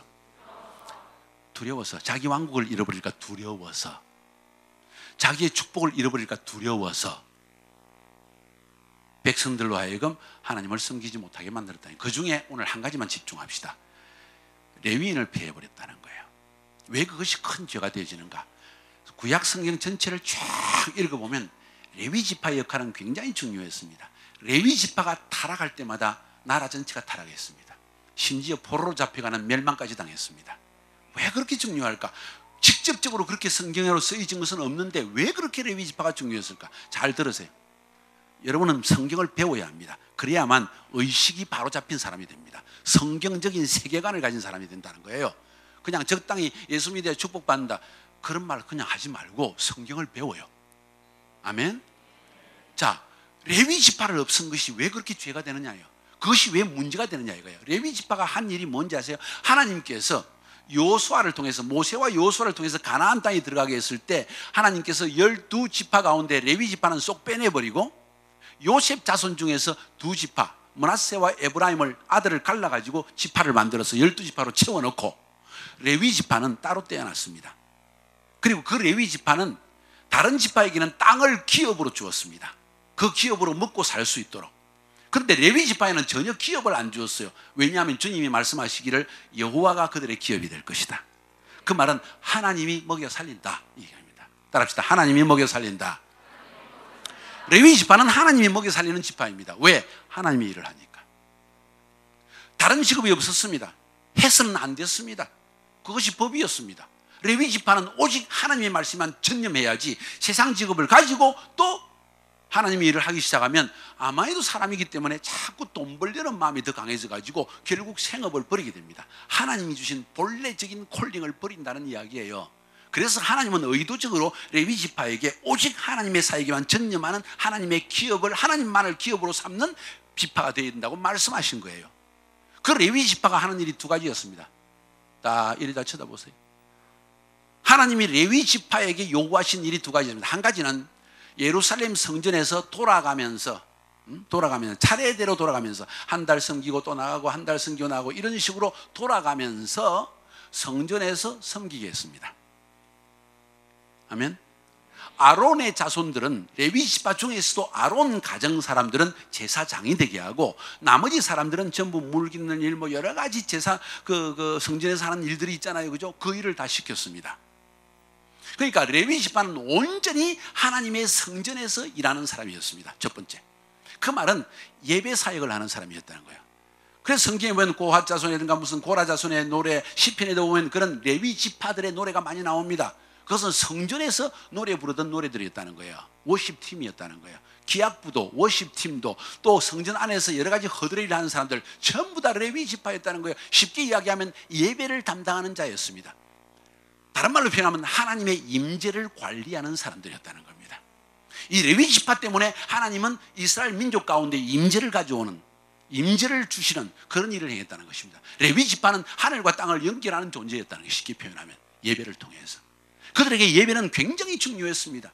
예배 없이는 하나님의 임재를 경험할 수 없었습니다. 어제도 말씀드렸죠. 다윗이 한 위대한 일 중에 한 가지가 뭡니까? 사울의 때에는 여호와 앞에서 묻지 아니하였느니라. 그러므로 가서 법궤를 가져오자 하면서 다윗이 법궤를 가져와서 장막을 쳐놓고 24시간 동안 장막 앞에서 기악부와 오케스트라 팀 4,000명, 노래 부르는 자 288명을 세워놓고 계속해서 시간마다 돌아가면서 한 번도 끊임없이 하나님을 찬양하고 워십하게 하는 일, 예배하는 일을 했다는 거예요. 그래서 하나님이 다윗을 그렇게 기뻐하셨다는 겁니다. 우리 청년 세대는 예배가 끊이지 않는 세대가 되기를 주의 이름으로 축복합니다. 아무도 예배하지 아니할 때 나는 예배하리라. 아무도 내 옆에 없을 때 나는 홀로 예배하리라. 아무도 기도하지 않을 때 나는 기도하리라. 이런 결단을 내리시기를 주의 이름으로 축복합니다. 그 세대 레위 지파가 하나님의 예배를 관리하는 이 중요한 일을 했는데 이 예배가 사라지기 시작하면 하나님의 임재와 하나님의 인도하심과 하나님의 축복은 사라지기 시작했다는 거예요. 백성들이 삶의 기준이 없다는 거예요. 하나님의 임재를 느끼지 못한다는 것입니다. 그것이 첫 번째 레위인의 직무였습니다. 두 번째로 하나님께서 레위인에게 시킨 일이 뭔지 아세요? 성경을 살펴보면 왜 하나님께서 레위 지파에게 한 성에 몰아서 예루살렘에 그냥 큰 옆에 베들레헴이나 어느 한 성에만 쫙 다 살게 해서 그냥 왔다 갔다 가까운 데서 왔다 갔다 하면 성전에서 섬기하면 되잖아요. 근데 이스라엘 전체 경상남도만 밖에 안 되는 땅이지만은 전체 각 지파 12지파 땅이 다 나눠져 있는데 그 지파 한가운데 쏙 성읍 하나 주고 여기다 성읍 하나 주고 여기 성읍 하나 이런 식으로 다 짱박아 놨어요. 레위 지파를. 왜 그런지 아세요? 레위 지파의 두 번째 역할이 있기 때문입니다. 말씀을 가르치는 일이었습니다. 이스라엘 백성들이 온 땅에 흩어져 있기 때문에 그들이 흩어져서 서로 말이 틀려지고 생각이 틀려지고 비전이 틀려질까 봐 하나님은 그들 가운데에서 레위 지파를 다 넣어놓고 그 레위 지파가 모세의 율법을 가르치게 했습니다. 그 레위 지파가 하나님의 말씀을 가지고 백성들을 재판하게 하는 일을 했습니다. 아멘입니까? 그럼요. 그 일을 한 것이 레위 지파였습니다. 재판했다는 것은 우리말로 하면 멘토링 했다는 거예요. 하나님의 말씀을 가지고 잘못된 삶을 고쳐주었다는 이야기예요. 그 일을 한 것이 레위 지파. 그러니까 하나님의 말씀이 사라지면 레위 지파가 사라졌다는 것은 예배자가 사라졌다는 것이고 레위 지파가 사라졌다는 것은 말씀을 가르치는 자가 사라졌다는 거예요. 북이스라엘이라는 한 나라 전체에 하나님의 말씀이 사라지기 시작했다는 거예요. 레위 지파가 사라지니까 말씀을 맡은 자가 사라지니까 나라 전체가 영적으로 어두워졌고 그것 때문에 바알과 아세라 신을 섬기고 산당에서 음란하게 신들을 섬기기 시작했다는 거예요. 그 이유 때문에 열왕기하 17장에서 하나님은 북이스라엘을 아수르에게 넘겨서 포로가 잡혀서 완전히 사라지게 만들어버렸습니다. 완전히 흩어졌습니다. 혈종이 사라져버렸습니다. 혼혈라가 되어버렸습니다. 그래서 유대인들이 사마리아인들을 이방인 취급한 거예요. 이제 이해가 되십니까? 자, 여기서 말하는 것이 무엇입니까? 레위 지파의 역할입니다. 오늘날도 또 마찬가지예요. 하나님의 종을 그렇게 귀히 여기는 분위기가 아니에요. 매스컴을 통해서 악한 사탄이 온갖 가지 방법으로 하나님의 교회를 비판합니다. 실수도 있습니다. 잘못한 부분이 있습니다. 그러나 근본적으로 하나님이 세우신 권위 질서를 무너뜨리는 것은 악입니다. 하나님을 대적하는 행위입니다. 불행하기도 어찌 보면 교회의 죄 때문에, 우리들의 죄 때문에, 우리의 연약함 때문에 교회가 수많은 공격을 받아왔고 결국은 하나님의 교회가 교회로서 펑션을 할 수 없는 예배가 사라지고 말씀이 사라지는 세대가 와버렸다는 거예요. 특별히 청년 세대를 살펴보면 하나님의 말씀이 점점 사라지고 있습니다. 형식적 예배밖에 남지 않았습니다. 그냥 모임끼리 모여서 그냥 재미있는 게임이나 하고, 미국 같은 데는 수양에 가면 예배 한 번도 드릴까 말까 하고 돌아봐요. 잘 게임만 열심히 하다가 돌아옵니다. 미국 가고 싶지? 죽고 싶으면 가시라고. 정말로 영적으로 완전히 타락했습니다. 위험합니다. 특별한 하나님의 인도하심이 아니라면 여러분 아예 꿈을 꾸지 마세요. 남아서 하나님의 말씀을 훈련받고 하나님의 사역자로 자신을 준비하는 그런 삶을 살 수 있기를 바랍니다. 자, 중요한 것은 이렇게 해서 레위 지파의 두 가지 역할, 예배를 담당하였고 하나님의 말씀을 담당했는데, 이 일이 사라지니까 북이스라엘이 영적으로 완전히 패피해지고 그리고 도덕적으로 타락하기 시작했다는 것입니다. 영적인 타락은 항상 도덕적 타락과 함께 연결되어집니다. 한국 땅도 마찬가지입니다. 전 세계에서 이혼율이 넘버원이 되어버렸습니다. 성적으로 가장 타락한 도시, 타락한 나라, 한국이 되어버렸습니다. 이것 정말 창피한 노릇입니다. 한때는 동방의 예루살렘이라 할 정도로 하나님께서 축복을 주신 나라였습니다. 그런데 아직 등불이 꺼지진 않았다고 나는 판단합니다. 첫날 저녁에 어제 기도를 해보니까 하나님이 기도의 사자의 울음소리를 아직 남겨놓았어. 아멘. 꿈틀거리면 우리 안에 있다는 거예요. 우린 다시 살아날 수 있다고 저는 확신합니다. 아멘입니까? 자, 보세요. 이스라엘 백성, 지금 제가 그 열왕기 상에서 느바시 아들 여로보암의 이야기만 했는데, 여호수아 시대에 12지파가 이스라엘 땅에 가나안 땅에 들어가서 땅을 다 분배받았지 않습니까? 그리고 레위 지파들이 각 지파 가운데 흩어져 살았죠. 여호수아가 죽고 난 뒤에 무슨 시대가 옵니까? 따라합시다. 사사시대. 사사시대가 옵니다. 사사기를 읽으면 1장부터 16장까지에서는 그 중에 하나님께서 지도자를 세우지 아니하시고 그 세대에 하나님을 아는 자가 없었기 때문에 이스라엘의 영적 지도자가 사라집니다. 영적 지도자가 일어났을 때는 조금 부흥하다가 또다시 죄악에 빠지고 그 패턴이 계속되어집니다. 그런데 17장, 18장, 19장, 20장, 21장에 가보면 특별한 두 가지 사건을 기록하고 있는데, 이 두 가지 사건은 다 레위 지파와 연관된 이야기입니다. 나중에 집에 가서 읽어보세요. 그 이야기를 읽어보면 거기에 핵심적인 이야기는 무엇인가 하니, 레위 지파가 먹을 것이 없어서 방황하기 시작하는 겁니다. 왜냐하면 레위 지파는 하나님을 기업으로 삼는 데는데, 그 말은 다른 지파들이 레위 지파를 먹여 살려야 되는데 하나님의 말씀을 사모함이 없는 세대가 되어졌기 때문에 레위 지파는 점점 버림받게 되어지고 굶게 되어지고, 그래서 자기의 본래적인 하나님의 예배와 말씀의 사역을 던져놓고 생업에 들어가기 시작합니다. 이러면서 점점 이스라엘의 영적 어둠 속으로 급속도로 빠져들어가기 시작하는 모습을 보여요. 엘리 제사장 시대, 그때가 가장 어두운 때였습니다. 사사기 마지막 부분에. 제가 지금 뭘 이야기하고 있는 거예요? 말씀 제자와의 중요성을 이야기하고 있는 것입니다. 오늘 우리 한국 청년 세대가, 아니 한국 세대 자체가 사사시대의 마지막 세대와 똑같은 모습을 보이고 있다고 저는 그렇게 영적으로 판단하고 있습니다. 만약 이 세대에 우리가 청년 운동을 할 때 단순히 비전을 던지고 단순히 선교지 가자, 노, 선교지 갈 필요 없습니다. 먼저 말씀으로 그들을 제자화해야 할 것입니다. 그래야만 하나님께서 그들 심령 가운데 하나님에 대한 열정을 심어줘야 합니다. 청년들은 열정과 헌신은 있는데 삶의 기준이 없기 때문입니다. 열정과 헌신은 있는데 삶의 기준이 없다는 것입니다.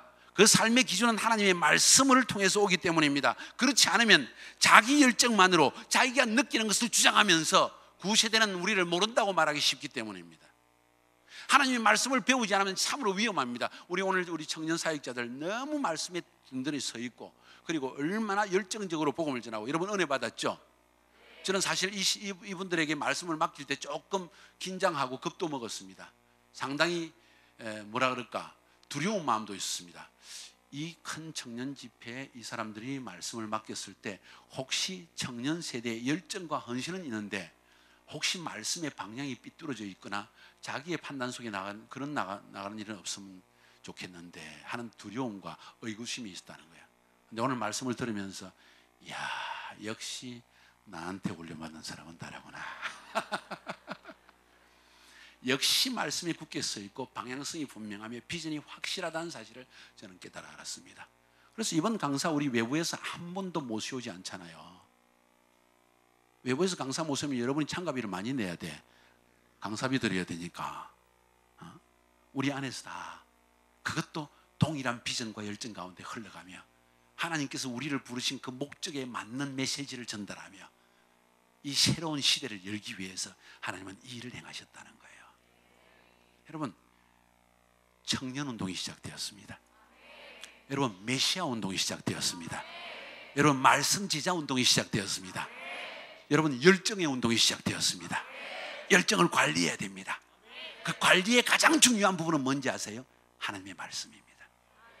말씀으로 내 심령을 때우기 시작하면, 불태우기 시작하면 내 안의 열정은 절대로 사라지지 아니하며 활화산처럼 막 타오르기 시작합니다. 제가 아주 열정적이죠, 그죠? 비결을 알고 싶어요? 저는 매일 설교 한 편씩 준비해서 매일 설교를 우리 카자흐스탄에 보냅니다. 매일 설교 준비해서. 그러기를 몇 년 동안 해왔어요. 7년째 하고 있습니다. 하루도 빠짐없이. 이 집회할 때도 저는 다 보내요, 미리. 하루에 몇 개씩 준비해가지고 미리 보내는 거예요. 끝나고 나면 또 계속합니다. 나는 그렇게 해서 평생 나는 이 일은 계속해 주겠다, 우리 카자흐스탄 교회를 위해서. 아니, 사실은 우리 카자흐스탄 교회를 위해서가 아니라 나를 위해서, 내 영성의 열정을 유지하기 위해서, 하나님 말씀을 상고하며 그 말씀을 붙들고 뚫는 기도를 해나가는 이상 내 안에 열정이 사라지는 일은 결코 없습니다. 내 껍데기는 늙어질지 몰라도 내 안에 열정은 더 불타오를지언정 결코 불길은 사라지지 않는다는 것을 저는 확신한다는 거예요. 많은 청년 세대들, 가능성이 많은 청년 세대가 얼마나 많은지 알아요? 야, 저 친구 헌신하면 진짜 주님 앞에 멋지게 쓰임 받겠는데, 그런데 넘어져 버리고 그런데 사라져 버린다는 거예요. 왜 그런지 아세요? 말씀으로 그 심령을 불태우지 못했기 때문에. 지속적으로 매일매일 예배드리라는 이유가 뭔지 아세요? 매일 말씀을 연구하라는 거예요. 말씀은 연구해야 됩니다. 연구하며 하나님이 주시는, 오늘날 나에게 주시는 적용적인 음성, 계시적인 음성, 예언적인 음성을 매일매일 공급받아야 합니다. 여러분, 하루에 3끼 밥 먹잖아요. 그렇죠? 그와 똑 마찬가지로 여러분의 영도 숨을 쉬어야 된다는 거예요. 영의 공급을 받아야 된다는 거예요. 그것은 가장 중요한 영의 공급은, 기도는 호흡이지만은 말씀은 여러분의 양식이라는 거예요. 그 양식이 없으면 여러분은 굶는다는 거예요. 굶주린다는 거예요. 열정, 마음으로 원해도 원치 일어나지 않는다는 거예요. 열정이. 왜? 말씀의 소재가 없으니까. 내 안에 이 말씀은 마치 나무와 같습니다. 불을 붙이면 그 나무에 불이 붙으면 활활 타오르지만 나무가 없으면 성냥개비를 꺼도 꺼져버리는 거예요. 똑같은 원리입니다. 저는 여러분이 청년 세대에 이런 말씀 제자와의 생명을 걸 수 있기를 주의 이름으로 축복합니다. 왜 그런지 아세요? 여러분을 아끼기 때문입니다. 여러분 한 명 한 명은 500억보다 귀중한 존재이기 때문입니다. 근데 그 500억의 귀중한 존재가 10만 원짜리로 떨어질 수도 있다는 사실. 말씀이 없을 때, 내 안에 하나님의 불길이 없을 때 나는 점점 세속화되어지고, 그리고 마귀의 노예가 되어져서 세상의 종살이를 하게 살게 되기 때문입니다. 결단하세요. 난 내 평생 매일 예배하며 살아가리라. 그 말은 나는 매일 말씀을 상고하며 살아가리라. 오늘 한번 결단합시다. 나는 매일 성경 한 장씩을 읽고 묵상하고 그것을 정리하리라. 어떻게 생각하세요? 동의하는 사람 한번 손 들어보세요. 할렐루야. 매일 성경 한 장을 읽고 매일 그것을 내가 묵상하며 매일 하나님이 주시는 말씀을 내가 요약하여 적어내리라. 할렐루야. 이 일만 여러분이 1년, 2년, 3년 계속하면 여러분의 인생이 완전히 달라지기 시작할 겁니다. 하나님이 다음 세대 한국교회 안에 여러분 가운데서 자기의 차세대의 주자들을 세워주실 것입니다. 그리고 한국교회의 영성을 이끌어가는 위대한 하나님의 종들, 열방을 회복시키는 선교지의 위대한 사역자들을 여러분 가운데 세우신다는 것입니다. 그 일에 여러분들이 쓰임받는 위대한 하나님의 백성들이 될 수 있기를 주의 이름으로 축복합니다. 기도 한번 할까요? 하기 전에 우리 말씀을 나눕시다. 오늘 들은 말씀 2가지 내가 말씀드렸거든요. 그죠? 뭘 들었습니까? 한번 나눠봅시다. 그것이 얼마나 여러분에게 중요한지 한번 서로 나눠봅시다. 그리고 마지막에 기도하겠습니다.